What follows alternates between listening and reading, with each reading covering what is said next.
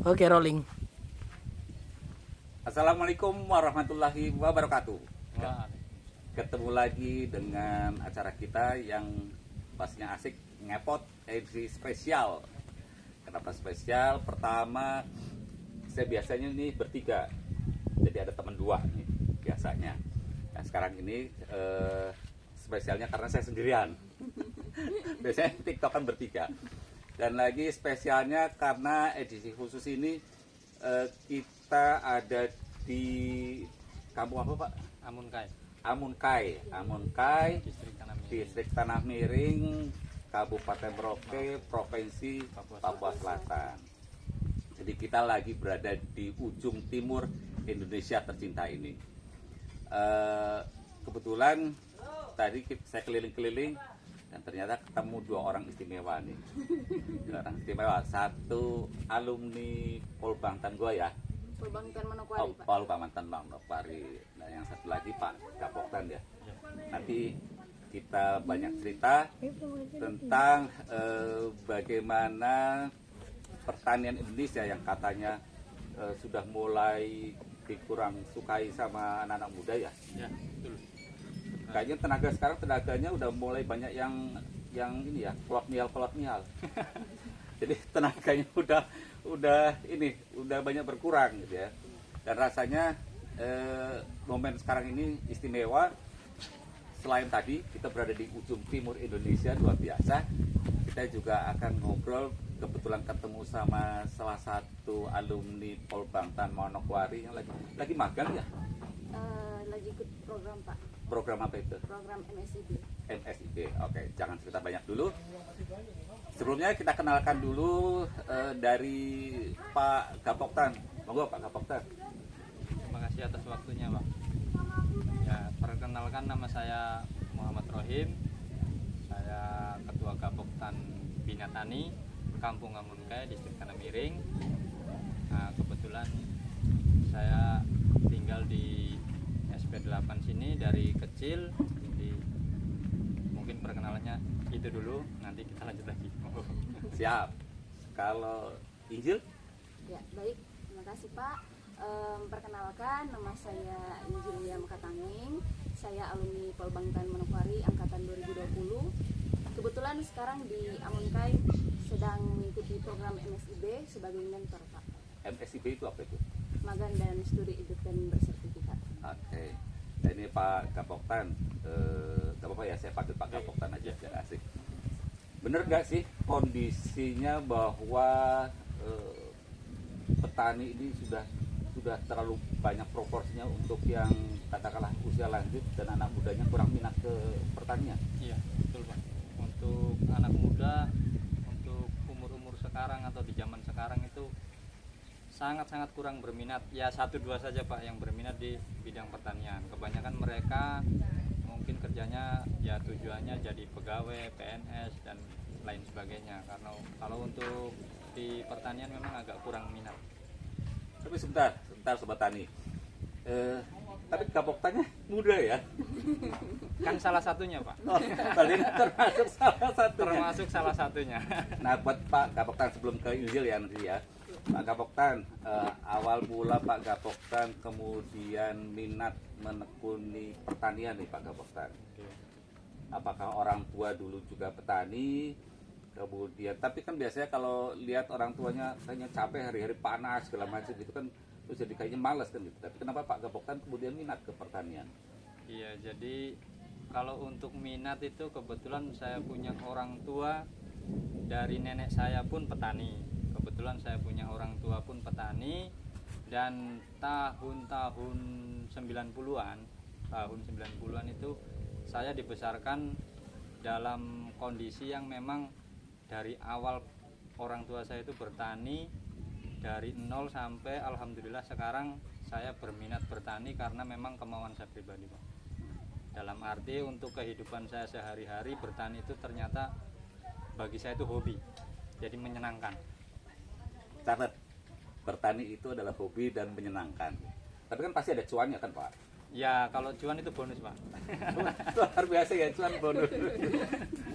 Nih Injil, kalau tadi kan dibilang bahwasanya anak muda males ya ke pertanian. Tanggapan Injil gimana? Dari saya sih Pak, tidak semua malas. Mungkin dari teman-teman saya memang alumni SMK Pertanian maupun perguruan tinggi lingkup pertanian itu kebanyakan malah ada yang jadi petani milenial Pak. Gitu. Jadi tidak semua anak muda yang malas, melainkan ada yang mengambil peluang di bidang pertanian. Kalau Injil sendiri sudah berapa lama di sini? Kurang lebih 1 bulan ya Pak. 1 bulan lebih, 1 bulan lebih. 1 bulan Malahan. setengah ada. Ya. Nah ini Pak Gapoktan, karena Pak Gapoktan kan pelaku ya, benar pelaku. Tadi sudah banyak cerita. Nah kalau Pak Gapoktan gimana sih caranya biar anak muda pada minat ya? Utamanya kan kalau orang kota kan kalau nggak ada mall kayaknya nggak asik kan. Sementara kalau pertanian identik dengan jauh dari keramaian, dan itu juga nggak kebayang ya kalau di siang hari kita harus turun ke sawah panas-panas gitu. Jadi gimana sih Pak Gapoktan caranya supaya anak-anak muda ini terus minat ke pertanian? Kalau untuk saya pribadi, artinya pandangan saya, nah, kalau untuk anak-anak muda itu artinya supaya mereka berminat, ya yang jelas kalau zaman dulu itu kan kita masih tanamnya tanam manual, olahnya masih pakai sapi, kemudian ada yang nyangkul juga. Nah, sekarang ini karena kita hidup di zaman milenial, kita harus menggunakan alat-alat modern. Nah, alat-alat itulah yang menunjang anak-anak muda sekarang untuk minat, dalam arti untuk segi waktu, capeknya, terus tenaganya, terus cuannya juga, kosnya lah kalau bahasanya sekarang kan kos itu kan ongkosnya lah, supaya lebih bisa terjangkau. Karena kalau semuanya dihajar manual itu kan memang ongkosnya itu banyak. Kemudian kalau anak-anak muda hitung-hitungan seperti itu kan mereka berpikir lebih baik saya jadi pegawai ya. Jadi kalau zaman modern sekarang ada alat-alat kayak John Deere, kemudian combine. Jadi mereka itu ada rasa ternyata bertani itu menyenangkan. Sudah didukung oleh alat, kemudian didukung juga oleh pemerintah. Itu yang terpenting kalau untuk sekarang. Jadi Sobat Tani, kalau Sobat Tani lihat di belakang kita ini kan ada alat gede banget nih Pak Gapoktan. Ini apa ini alat Pak yang di belakang kita ini? Ini combine. Ini yang satu kebetulan yang ini combine merek Kubota. Nah ini kemudian yang sana bantuan dari pemerintah mereknya Harvia. Combine itu untuk panen, alat untuk memanen padi. Nah, kalau zaman dulu kita ngarit pakai tangan, nah sekarang ngaritnya pakai ini. Langsung ditadah pakai karung yang hasilnya jadi gabah bersih. Kalau dulu kan kita ngarit, taruh numpuk, teleser, kemudian masih nyilir lagi. Kemudian nanti habis nyilir masih disilir ulang lagi untuk menghasilkan gabah yang bersih. Ini kayaknya Injil nih bingung nih. Nyilir. Apa ya Pak kalau bahasa nyilir itu? Baik memisahkan antara apa namanya bulir padi yang kosong itu dengan padi yang padat. Nah kalau alat segede ini nih Pak Gapoktan, kalau sehari itu bisa berapa hektar? Satu hari itu paling minim bisa 2-3 hektar. 2-3 hektar. Maksimalnya bisa lebih lah. Itu bisa dihajar siang dan malam kalau cuaca bagus, kalau bisa panen. Kalau Injil sendiri udah pernah ini nggak megang alat pertanian? Pernah Pak. Rasanya gimana itu? Pas awal-awal itu kayak badan gemeter. Soalnya kan besar gitu, terus kayak mesin-mesinnya itu kayak masih getaran-getaran yang greget gitu Pak. Butuh waktu berapa lama Injil kemudian bisa mengoperasionalkan itu? Kalau untuk praktek sendiri sih Pak, karena waktu di sekolah itu terbatas, jadi kayak cuman sampai 1-2 kali, tapi dimaksimalkan Pak, kayak sampai 1 jam, 2 jam gitu. Dan kalau amatiran seperti saya butuh waktu minimal 3 kali lah, 3 kali olah sendiri. Nanti 3 kali setir, iya. Sudah mulai nyaman ya? Iya Pak. Nyamanannya mulai nyaman. Nah barangkali kan Injil kan di sini nggak sendirian ya? Iya. Ada berapa banyak teman-temannya? sini kalau alumni Polbangtan Manokwari itu sendiri, kami ada 38 orang Pak. 38 orang. Iya, itu tersebar di Kabupaten Bangka. Dan mereka terjun langsung juga. Ya, terjun langsung juga. Ada yang mentor, ada juga yang mengikuti program pertanian modern di Ukja gitu. Nah, dari pengamatan Pak Gapoktan nih, begitu banyak anak-anak nih, repot gak sih?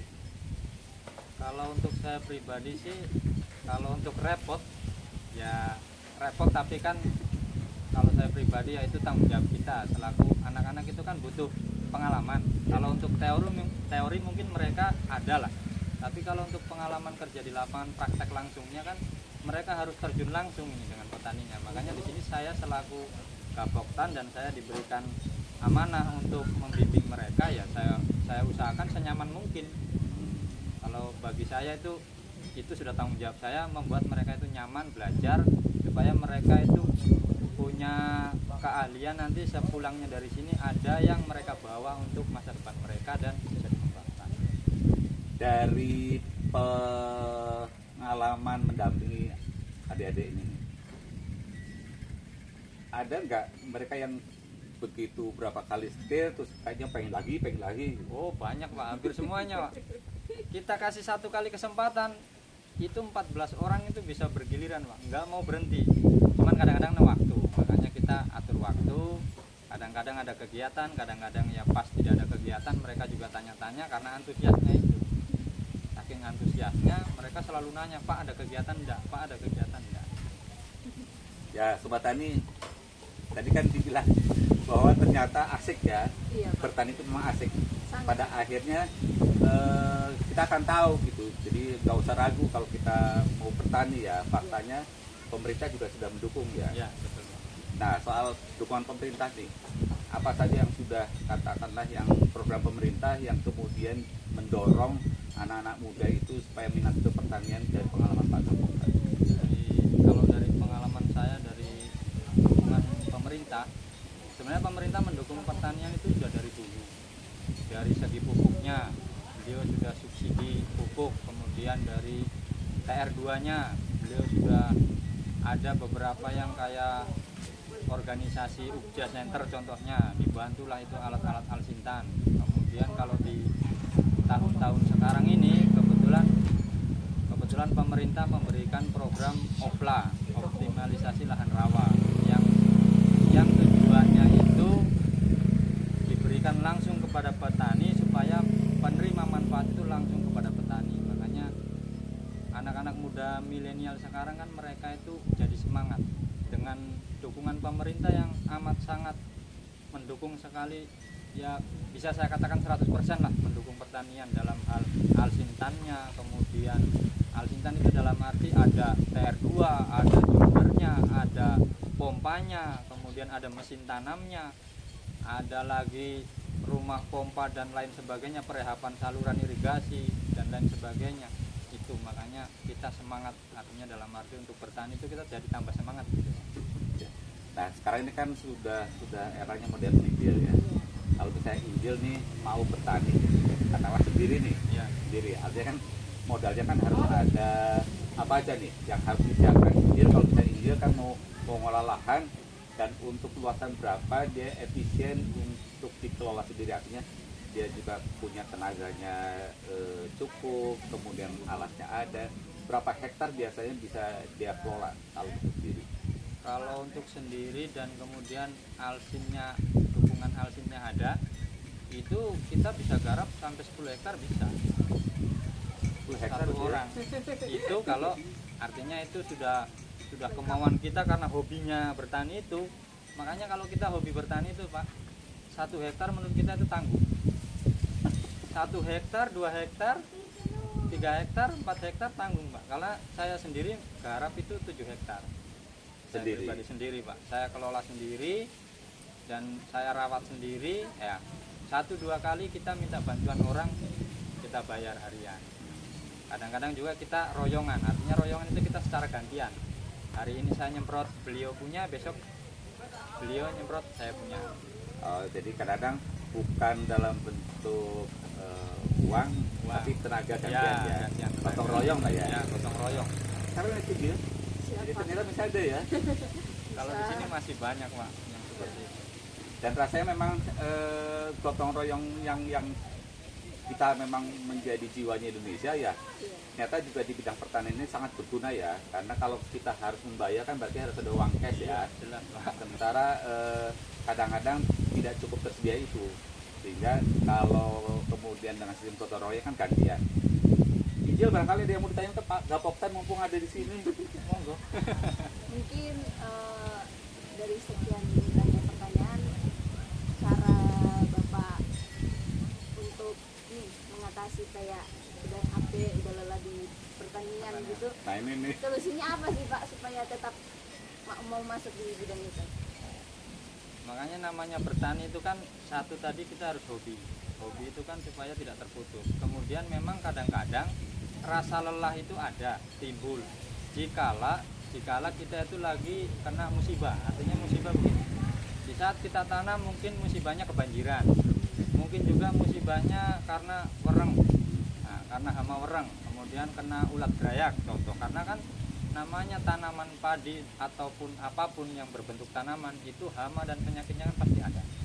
Makanya itu pintar-pintarnya kita di situ, dan kadang-kadang memang saya juga merasakan lelah dan bosan. Artinya untuk melanjutkan kegiatan bertani itu kadang-kadang seperti itu, lelah dan bosan. Tapi satu hal lagi, kebutuhan kita dan keahliannya kita hanya bisa di bidang pertanian, itu tidak akan bisa menggantikan kita punya kebutuhan. Dalam arti begini, karena kita kalah dengan kita punya rasa bosan, akhirnya kita kerja yang lain. Nanti padahal di saat kita terjun lagi ke pertanian lagi, mulai rasa malas itu timbul. Tapi kebutuhan tadi yang bikin kita itu, ini kan sudah menjadi kita punya rutinitas sehari-hari dan setiap tahun ya. Dan bertani itu, menurut saya sih, kalau saya pribadi, kita nggak ada bosannya, karena pekerjaan bertani itu kita berubah-ubah. Dari kita olah, kemudian dari kita sedot air contohnya, kemudian kita pemupukan, penyemprotan, pemupukan lagi, penyemprotan lagi. Kemudian kita berubahlah ke suasana beda, yaitu panen. Nah, panen otomatis kan kita sudah nggak berpikir ke olah lagi. Ya. Kita berpikirnya ini panen sudah hasil. Nah, itu yang bikin kita, jiwanya kita semangat itu. Kalau panen 1 hektar itu kita bisa dapat 100 sak saja, itu kan sudah padi basah itu di kisaran 5-6 ton. Nah, nanti keringnya itu bisa di kisaran 4 ton keringnya. Kemudian jadi berasnya itu yaitu jadi berasnya di sekitaran, kalau 100 sak itu Pak 3-4 ton. 3-4 ton. Jadi berasnya. Untuk harga saat ini Untuk harga per kilo itu kisaran di sini masih 10.000, 12.000. Naik turun dari situ. cut. Kita sambung lagi di sono, pindah tempat.